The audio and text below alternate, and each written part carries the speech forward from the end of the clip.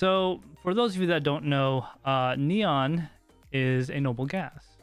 Neon is a noble I'm going to speak specifically on the neon and how it relates to us, essentially. Neon, the noble gas, is found naturally in the air. It's most well known for the neon signs that you see, the characteristic glowing signs with the glass tubes and stuff. By the way, of which only a few of them actually use true neon. Only the reddish and orange hued signs actually use true neon. The rest of those signs use different kinds of gases to produce different colors. It has many applications from vacuum tubes to aerospace and chemistry. And on the cameras in space that do infrared photography, it's used as a cooling agent because, you know, you can't have water in space. It boils and, you know, freezes and stuff too quickly with those temperatures. So it's pretty critical stuff. Neon, the noble gas, is naturally occurring in the environment. The way we make it is we cryogenically take it out of the air using large multi-million-dollar facilities, right? These are called air separation plants, or also known as ASUs, okay? This process was pioneered by George Claudius, the Edison of France, essentially. And he's the one that kind of came up with this ingenious idea to how to extract neon and helium from our air. So here's where it gets kind of interesting, right? About 70% of the world's neon production goes to one specific section of the economy. It's lithography, semiconductor manufacturing. You might be going, TekShinji, why do I care about that? Well, you should care because last I checked, you're probably within a few inches of a semiconductor right this second if you're watching this video. So basically the way it works, this neon gas is a noble gas, has a lot of good properties, but it's very specifically good for an excimer laser. So this gas is used in excimer lasers in the steppers for the 193 wavelength nanometer lasers. It's used because they produce a high power output, stability, and it's also reliable. So some 45 to 54% of the world's semiconductor grade neon comes from two places in the world. I'm sorry, two of those factories in the world are in one place. And guess what? It's Ukraine. So those two companies in Ukraine are InGas and Cryogen. And yeah, let me just put that into perspective, guys. Okay, imagine, right? Imagine you go to the store and there's whatever you want. Just make it up, okay? Whether it be bananas or Twinkies, whatever. Imagine half of that thing you want is made in a place of the world is now having conflict and issues and you can't get it, okay? So might be going, TekShinji, why do I care about this, right? You know what? That's all the way thousands of miles away. It's over there. Well, okay, so because of unnecessary conflict, it's causing cascading effects all the way down the semiconductor and technology food chain. In other words, prices for semiconductors and other related things might start to go back up again. So let me just give you the skinny. These lasers, they put the gas in it and a bunch of magic I'm not going to get into. There's an electrode, whatever, that bounces between mirrors and it comes out and it hits the wafer and they make, you know, the lithography process, all right? Goes through like I actually have a video about this on my channel if you guys want to watch it. It's kind of boring and long, came out a long time ago. I talk about how chips are made using chocolate chip cookies. It's pretty interesting if you guys want to watch it. Anyways, so this gas, which more than half of the world's supply comes from Ukraine and parts of Russia and stuff. This has happened before when they had that incident, you know, many years ago.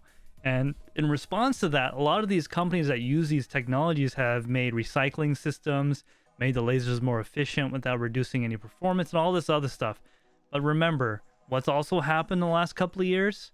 Yeah, demand for technology has freaking gone higher than it ever has been. Okay, so this might be causing a lot of issues for us. Not immediately, we'll probably be fine for a little bit, but this is what's scary. When you affect things this high up in the food chain, when it finally does get down to us, it's going to be bad, right? It's not like, I don't know, the Micro Center burnt down. It's like the CEO of Micro Center no longer exists, if that makes any sense. Like, it's not going to put the stores out of business right away, but it's going to cause issues. So This is all happening right now. You can look it up. It's kind of scary because this could potentially lead to shortages in not just semiconductors, but healthcare equipment, right? Critical infrastructure systems, and things to do with space and aerospace. And I don't know, guys. It kind of scares me, but I don't think a lot of people realize the gravity of the situation. And it's just something I want to bring up to you guys, and give you guys a little history of the noble gas that we all love and breathe. So, Andrew, go ahead, Vega. Unfortunately, nobody will understand the impacts until it actually impacts them. Yeah, I mean, that's the thing. It's kind of like a tsunami, right? It happens so far away, and like when it's way out in the ocean, no one really sees it, right? It's like inches high. But when it gets to the shore, it hits, and it hits hard, and it's 50, 20 feet high. That's what I'm saying. Like, it's starting far away, way away from us. But when it gets to us, it's going to hit hard. And it's already, like, the price of neon per liter was like $3 before all this happened. Now it's like $9, $12 per liter. So the price of neon has already went up, 300 times. It's like, what else is going to happen? Man, it's scary stuff. Andrew, do you have anything about this neon stuff? I mean, it's sort of like the whole thing. Anything that's a limited resource that is in use will eventually become problematic, that we're so reliant on it. Yeah. So this is really not any different. It does. I mean, obviously, if 50% is coming from one area, and that area is, involved in a war, that's a huge problem. But it doesn't help anything that the rate of technology accelerating is so high. We already have issues with manufacturing technology that have been bottlenecks. Mm-hmm. So it seems like this could be another one that we have to worry about. But we're already heavily reliant on certain manufacturing companies for semiconductors. Now even with that, now we have the issue that maybe these companies aren't able to get the supplies they need to even make the semiconductors, let alone the bottleneck of the semiconductor company only being able to work on so many things at once. Exactly. I mean, TSMC, right? So what happened, this is very oversimplification of what happened over the last 3 years, is like, human malware started, then everyone's like, cancel order. We don't know what's going on, cancel our orders. TMC's like, okay, so you sure you want to cancel? Yeah, go ahead, cancel it. We're not going to need it. You sure? No, yeah, cancel. We don't need it. Okay. Well, guess what? TSMC is not going to just sit there and do nothing. They're going to go get orders from somewhere else and make, baby shark toys or whatever. Like, they're going to get their orders somewhere else. So then guess what happened? A mere, 6 months later, 3 months later? Oh, we need double than what we had before. We need it right now.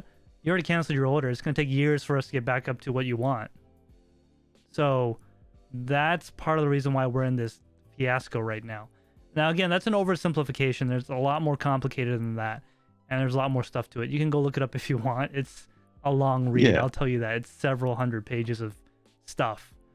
The thing you need to remember is we're not just talking about computers and phones. Talking about pretty much everything that you touch on a daily basis is somehow connected to semiconductors. Whether it's, toys or medical equipment or the car you drive to work. Everything is heavily reliant on this. And when you choke the supply of something that's essential for the production of semiconductors, then you're going to feel that the next time you go and buy not just a computer, the next time you go and buy a car, or, it's going to affect the companies that rely on these things that you shop at. It's going to just affect all these different aspects of life that, you might not think, oh, that's no big deal if I can't get a new iPhone next year. It's really not that. It's everything. Oh, it's no big deal. I can't get an X-ray because they don't have enough neon gas to make that chip that goes in it, so I gotta wait 2 more weeks.